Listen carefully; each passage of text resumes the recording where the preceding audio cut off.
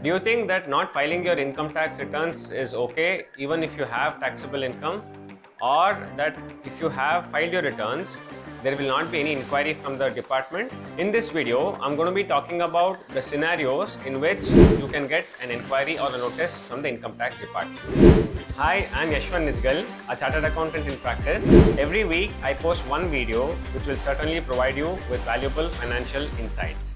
In the recent past, the number of notices which are sent by the income tax department to individuals and not just businesses has increased significantly for various reasons. So the purpose of this video is to share with you the circumstances under which a person who has filed a return can receive a notice, or the implications for a person who has not filed his return.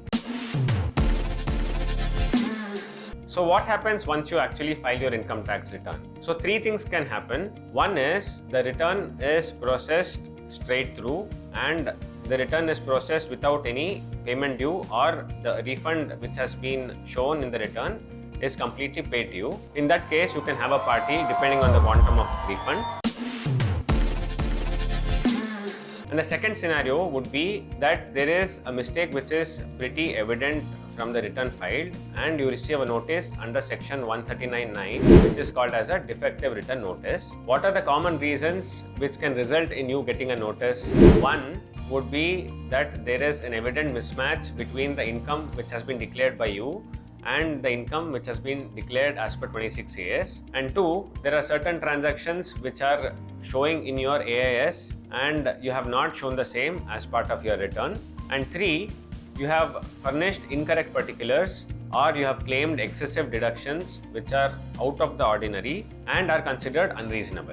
In such a scenario, you will have to file a revised return or a return in response to notice under section 139(9) with the correct particulars or information. And the third scenario would be that there will be some inconsistencies which is noticed by the income tax department, and you will be given an intimation under section 143(1)(a), wherein an opportunity is given to the individual or the assessee to either agree or disagree with the concerns raised in the notice. So once you either agree or disagree, you submit the response and wait for the return to be processed. In case of the second and the third scenario, once you furnish the revised or updated return, you will get the final intimation under section 143(1), and if there is a demand which is payable as per 143(1), you have two options. One is you can either pay it if the demand is acceptable, or if it is not acceptable, you can choose to dispute it or appeal against the order. Let's now talk about the second category of individuals or assessees where no return of income has been filed. Now in this scenario, the income tax department has several ways to get the information from the individual or the assessee. One is he can be sent a notice under 142(1) requesting him to or ordering him to file a return of income. And second, he can be sent a notice under section 148 where the department has reasons to believe that there is income which has escaped assessment, or if there is any unexplained expenditure or any unexplained investments. Keep in mind that in both the cases, the income tax department has the authority or power to issue summons under section 133 subsection 6, wherein any information which the department deems fit can be sought for from the individual or the assessee.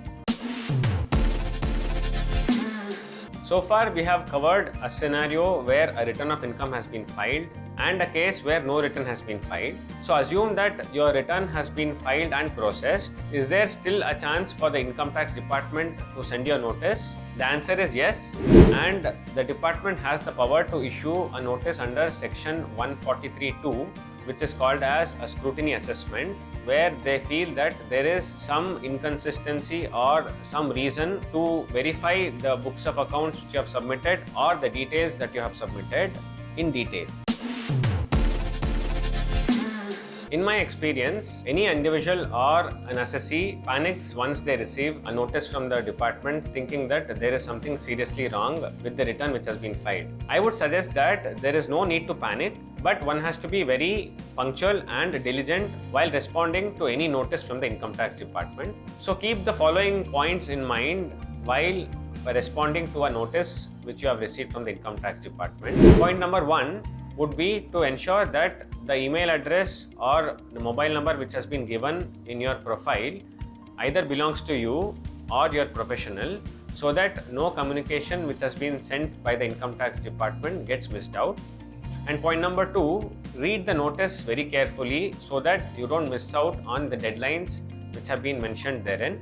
And 3, make sure that all the information which has been sought out by the department in the notice which has been sent to you has been clearly understood and response is very detailed and precise and complete. It is also noteworthy that many a times the income tax department sends these notices by mistake or on account of errors from their end, and in such cases you can always request for rectification of your return, but make sure that you hire the right professional to help you with these notices. And if there is one key highlight from all that we have discussed in this episode, is that you never ignore any notice which is received from the income tax department and that responses are filed within the time mentioned. And as always, no tricks, no hacks. Follow me for valuable financial insights.